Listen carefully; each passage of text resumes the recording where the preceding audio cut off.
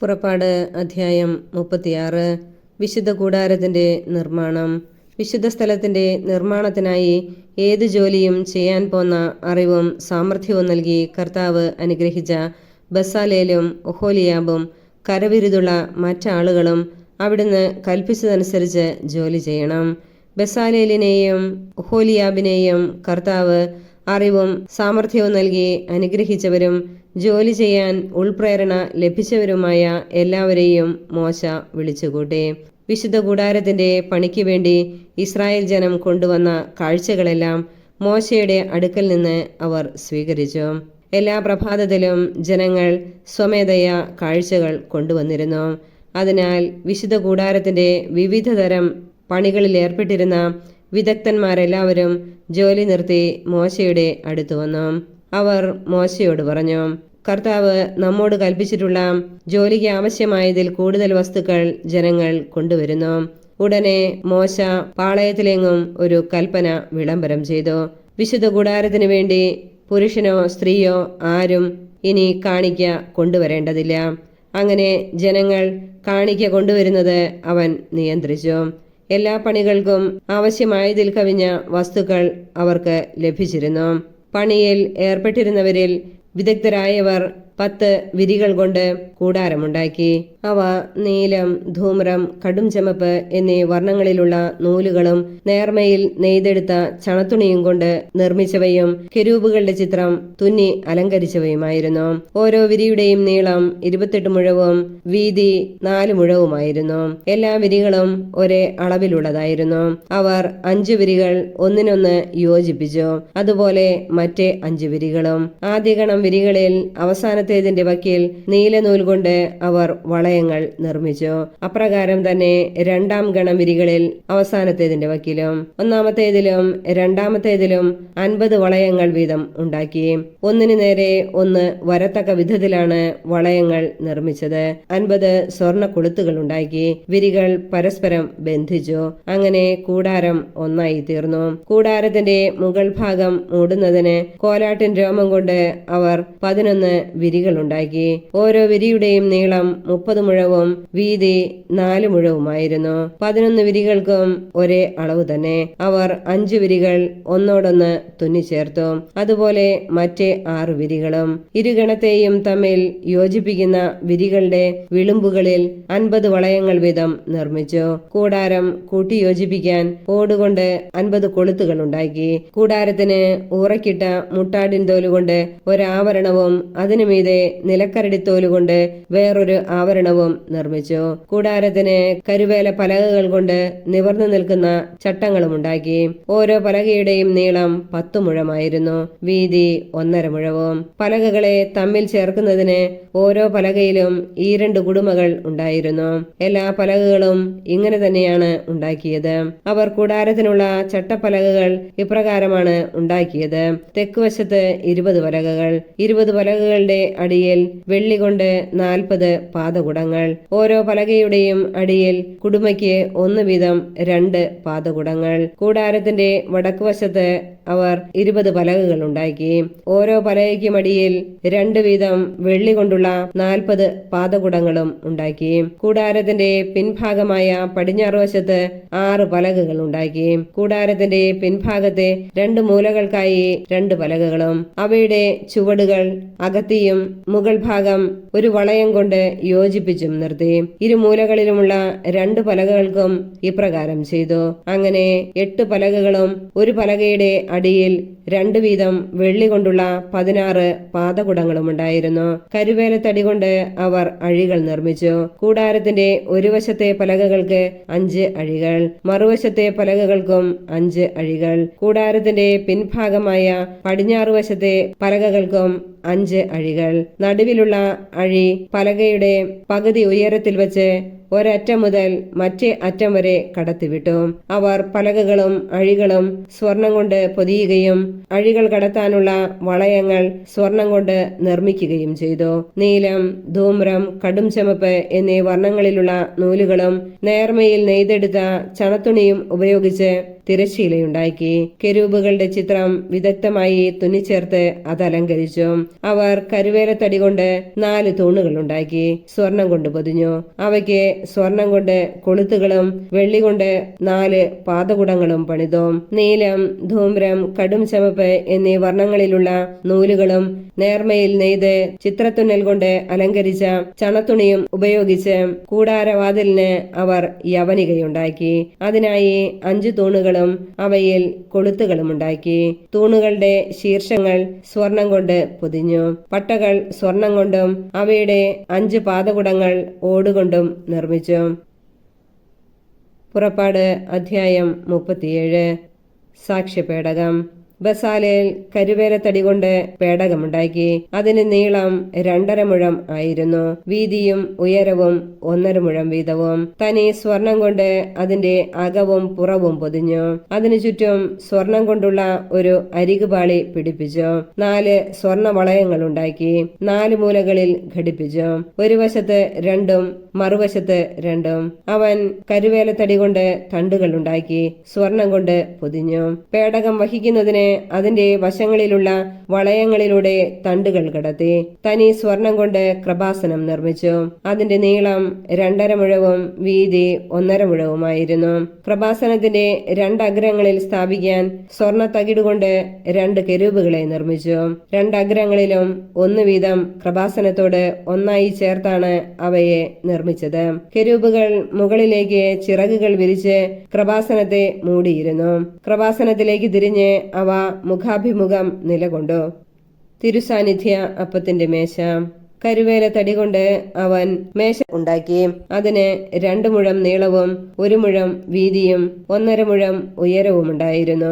തനി സ്വർണം കൊണ്ട് അത് പൊതിയുകയും മുകൾ ഭാഗത്ത് ചുറ്റിലും സ്വർണം കൊണ്ട് അരികുപാളി പിടിപ്പിക്കുകയും ചെയ്തു.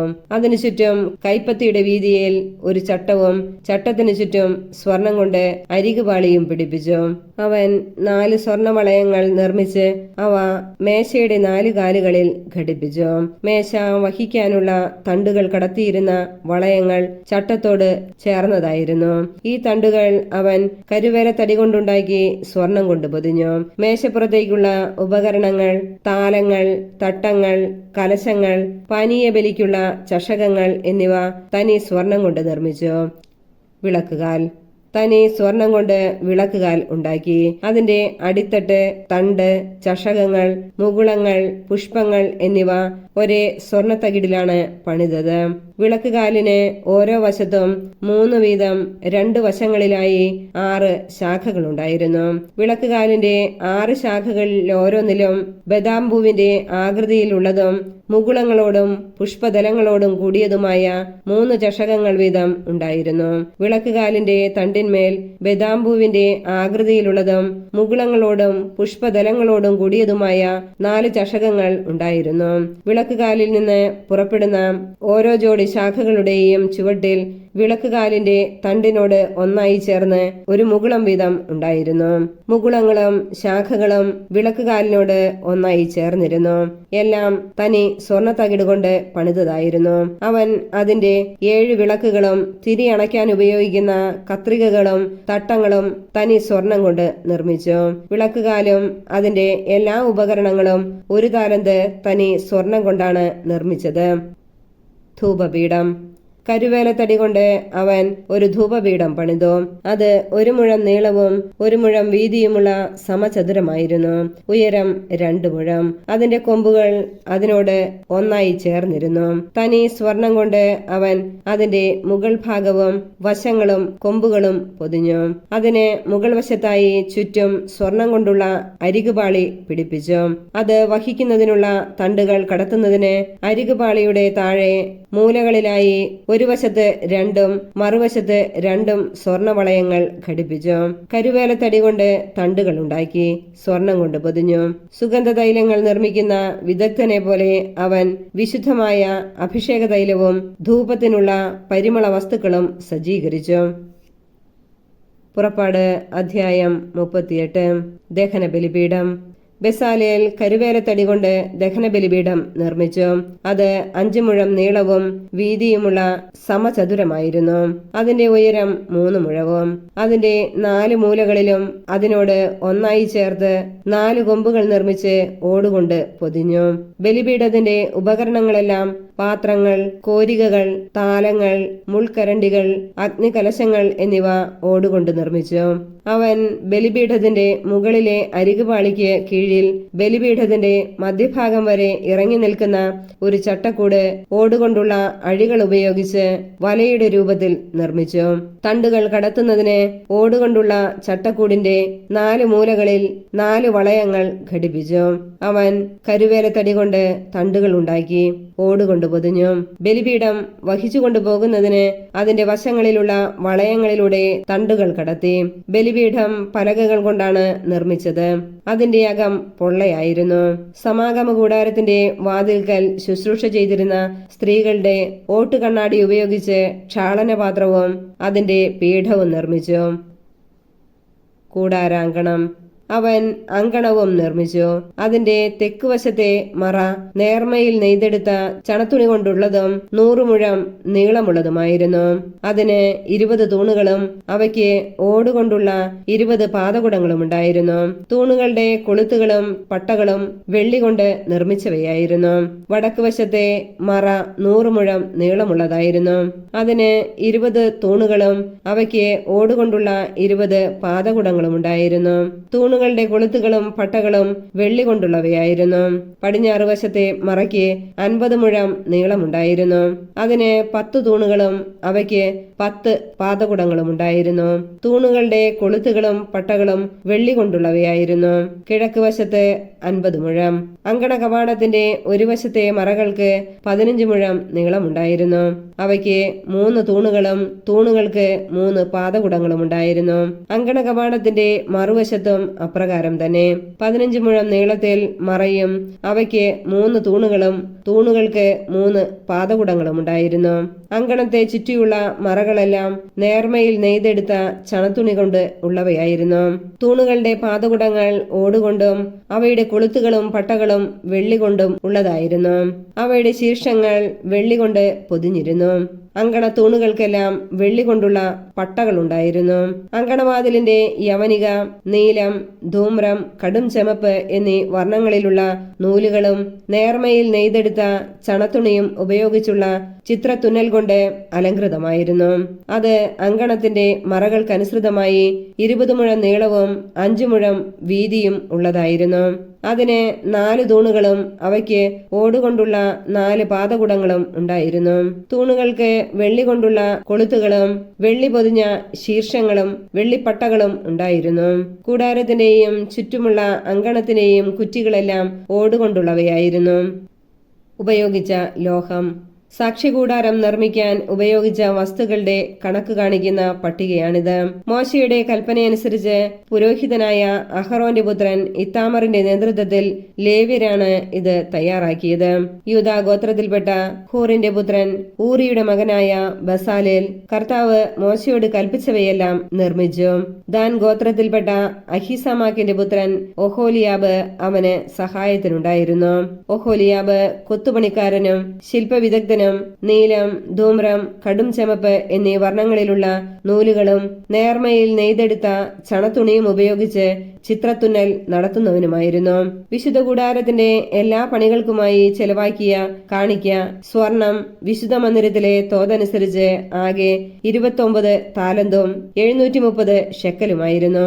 ജനസംഖ്യാ കണക്കിൽ ഉൾപ്പെട്ടവരിൽ നിന്ന് ലഭിച്ച വെള്ളി വിശുദ്ധ മന്ദിരത്തിലെ തോതനുസരിച്ച് 100 താലന്തും 1775 ഷെക്കലുമായിരുന്നു. ജനസംഖ്യാ കണക്കിൽ ഉൾപ്പെട്ടവരിൽ 20 വയസ്സും അതിനുമേലും പ്രായമുള്ളവർ ആളൊന്നിന് 1 ബക്ക വിശുദ്ധ മന്ദിരത്തിലെ തോതനുസരിച്ച് 1/2 ഷെക്കൽ കൊടുക്കേണ്ടിയിരുന്നു. അവരുടെ സംഖ്യ 6,03,550 ആയിരുന്നു. വിശുദ്ധ കൂടാരത്തിനും തിരശീലയ്ക്കും വേണ്ടി പാദകുടങ്ങൾ വാർക്കുന്നതിന് പാദകുടം ഒന്നിന് 1 താലന്ത് വീതം 100 താലന്ത് വെള്ളി ഉപയോഗിച്ചു. 1775 ഷെക്കൽ വെള്ളി കൊണ്ട് തൂണുകളുടെ കൊളുത്തുകളും പട്ടകളും ഉണ്ടാക്കുകയും ശീർഷങ്ങൾ പൊതിയുകയും ചെയ്തു. കാണിക്കയായി ലഭിച്ച ഓട് 70 താലന്തും 2400 ഷെക്കലുമാണ്. അവൻ അതുപയോഗിച്ച് സമാഗമ കൂടാരത്തിന്റെ വാതിലിന് പാദകുടങ്ങളും ഓടുകൊണ്ടുള്ള ബലിപീഠവും അതിന്റെ അഴിക്കൂടും ബലിപീഠത്തിലെ ഉപകരണങ്ങളും കൂടാരാങ്കണത്തിന് ചുറ്റുമുള്ള പാദകുടങ്ങളും അങ്കണകപാടത്തിന്റെ പാദകുടങ്ങളും കൂടാരത്തിന്റെയും ചുറ്റുമുള്ള അങ്കണത്തിന്റെയും കുറ്റികളും നിർമ്മിച്ചു. പുറപ്പാട് അധ്യായം 39. പുരോഹിത വസ്ത്രങ്ങൾ. മോശയ്ക്ക് കർത്താവ് നൽകിയ കൽപ്പനയനുസരിച്ച് അവർ വിശുദ്ധ കൂടാരത്തിലെ ശുശ്രൂഷകൾക്ക് വേണ്ട നീലം, ധൂമ്രം, കടുംചുമപ്പ് എന്നീ വർണ്ണങ്ങളിലുള്ള നൂലുകൾ ഉപയോഗിച്ച് നേർമയുള്ള വസ്ത്രങ്ങൾ നിർമ്മിച്ചു. അഹ്റോനു വേണ്ടിയുള്ള വിശുദ്ധ വസ്ത്രങ്ങളും ഉണ്ടാക്കി. സ്വർണവും നീലം, ധൂമ്രം, കടുംചുമപ്പ് എന്നീ വർണ്ണങ്ങളിലുള്ള നൂലുകളും നേർമയിൽ നെയ്തെടുത്ത ചണത്തുണിയും ഉപയോഗിച്ച് അവർ ഏഫോദ് ഉണ്ടാക്കി. അവർ സ്വർണം തല്ലിപ്പരത്തി നേരിയ നൂലുകളായി വെട്ടിയെടുത്ത് നീലം, ധൂമ്രം, കടുംചുമപ്പ് എന്നീ വർണ്ണങ്ങളിലുള്ള നൂലുകളിലും നേർമയിൽ നെയ്തെടുത്ത ചണത്തുണികളിലും വിദഗ്ധമായി ഇണക്കി ചേർത്തു. ഏഫോദിന് തോൾവാറുണ്ടാക്കി. അതിന്റെ 2 അറ്റങ്ങളിലും യോജിപ്പിച്ചു. ഏഫോദിനെ ചുറ്റിയിരുന്ന പട്ട ഏഫോദ് പോലെ തന്നെ സ്വർണവും നീലം, ധൂമ്രം, കടുംചുമപ്പ് എന്നീ വർണ്ണങ്ങളിലുള്ള നൂലുകളും നേർമയിൽ നെയ്തെടുത്ത ചണത്തുണിയും ചേർത്ത് കർത്താവ് മോശയോട് കൽപ്പിച്ച പ്രകാരമാണ് ഉണ്ടാക്കിയത്. ചെത്തിയൊരുക്കിയ വൈഡൂര്യ കല്ലുകളിൽ മുദ്ര പോലെ ഇസ്രായേലിന്റെ പുത്രന്മാരുടെ പേരുകൾ കുത്തി കല്ലുകൾ സ്വർണ്ണ തകിടുകളിൽ പതിച്ചു. കർത്താവ് മോശയോട് കൽപ്പിച്ചതനുസരിച്ച് ഇസ്രായേൽ പുത്രന്മാരുടെ സ്മാരക ശിലകളായി അവ ഏഫോദിന്റെ തോൾവാറുകളിൽ ഉറപ്പിച്ചു. അവർ ഏഫോദിന്റേതുപോലുള്ള ചിത്രപ്പണികളോടുകൂടിയ ഉരസ്ത്രാണവും നിർമ്മിച്ചു. സ്വർണ്ണ നൂലുകൾ, നീലം, ധൂമ്രം, കടുംചുമപ്പ് എന്നീ നിറങ്ങളുള്ള നൂലുകൾ, നേർമയിൽ നെയ്തെടുത്ത ചണത്തുണി എന്നിവ ഉപയോഗിച്ചാണ് അത് നിർമ്മിച്ചത്. ഉരസ്ത്രാണം സമചതുരത്തിൽ 2 മടക്കുള്ളതായിരുന്നു. അതിന് 1 ചാൺ നീളവും 1 ചാൺ വീതിയുമുണ്ടായിരുന്നു. അതിന്മേൽ അവർ 4 നിര രത്നങ്ങൾ പതിച്ചു.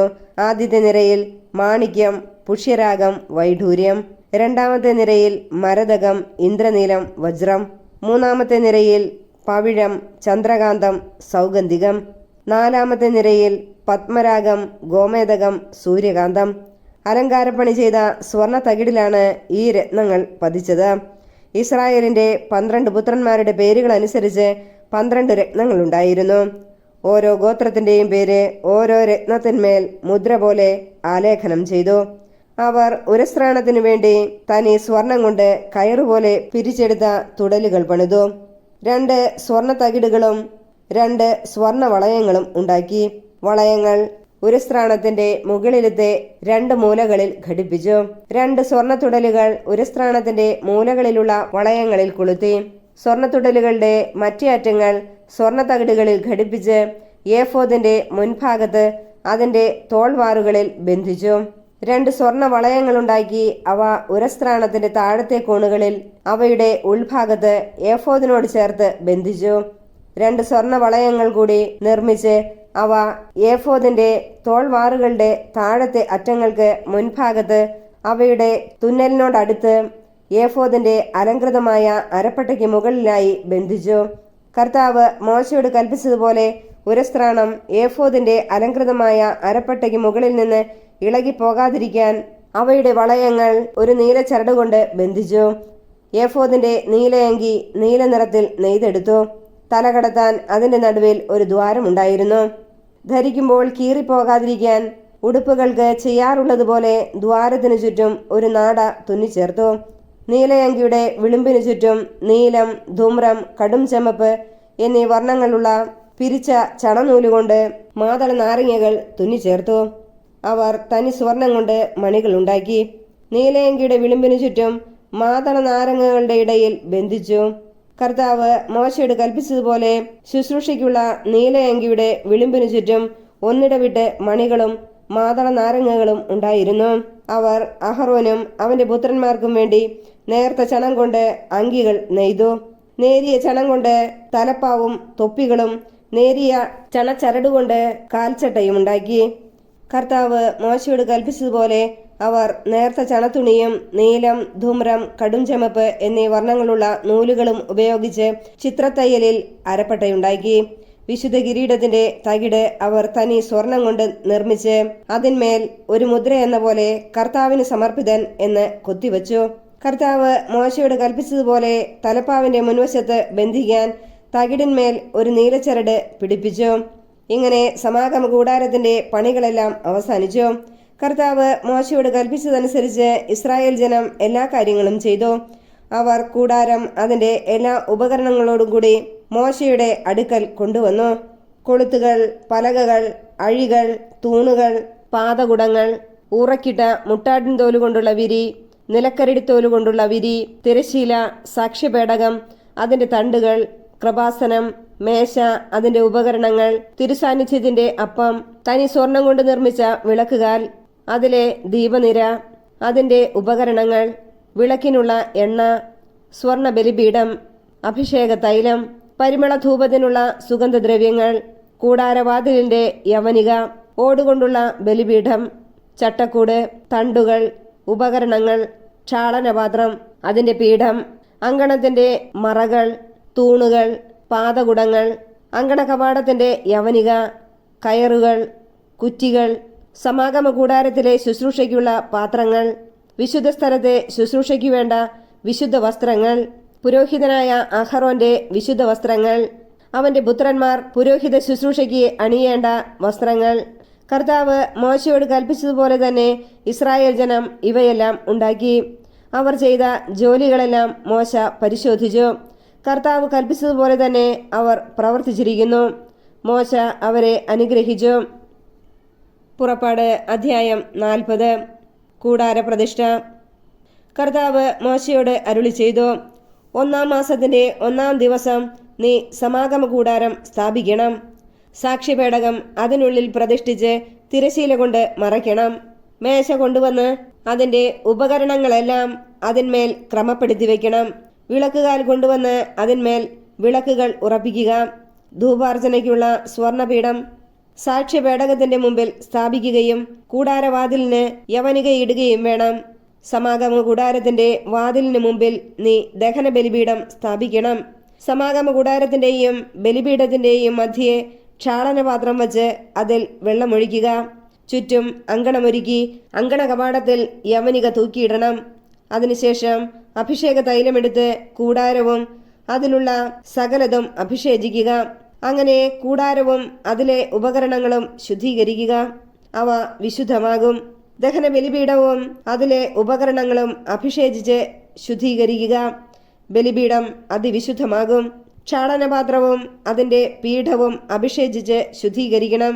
അനന്തരം അഹറോനെയും അവന്റെ പുത്രന്മാരെയും സമാഗമ കൂടാരത്തിന്റെ വാതിൽക്കൽ കൊണ്ടുവന്ന് വെള്ളം കൊണ്ട് കഴുകണം.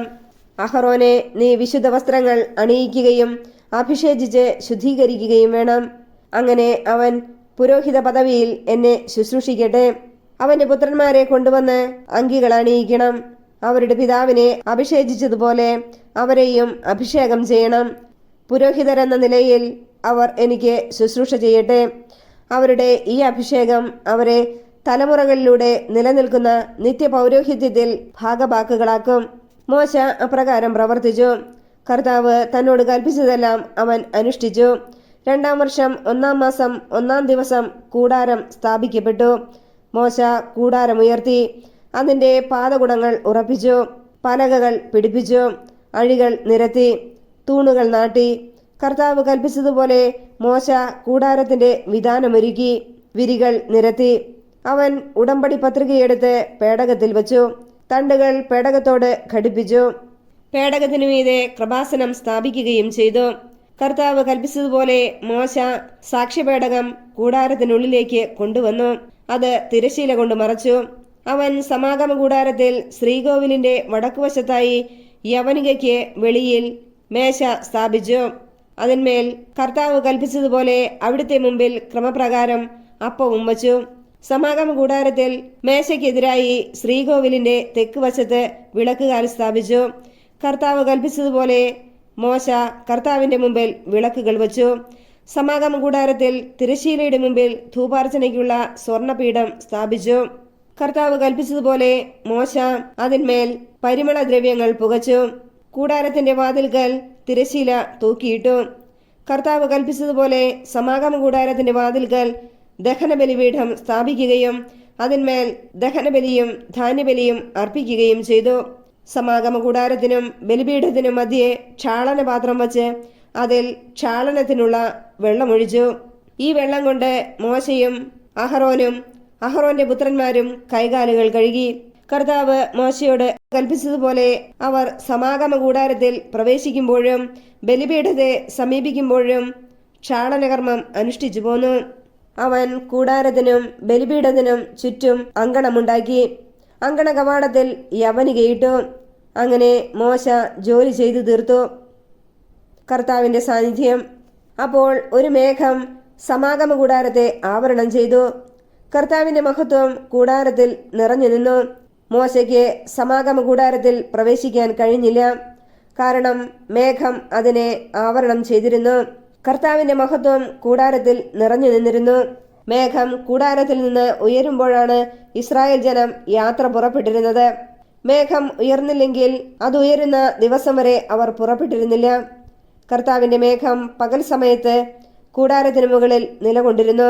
രാത്രി സമയത്ത് മേഘത്തിൽ അഗ്നി ജ്വലിച്ചിരുന്നു. ഇസ്രായേൽ ജനം യാത്രയുടെ ഓരോ ഘട്ടത്തിലും ഇത് ദർശിച്ചു.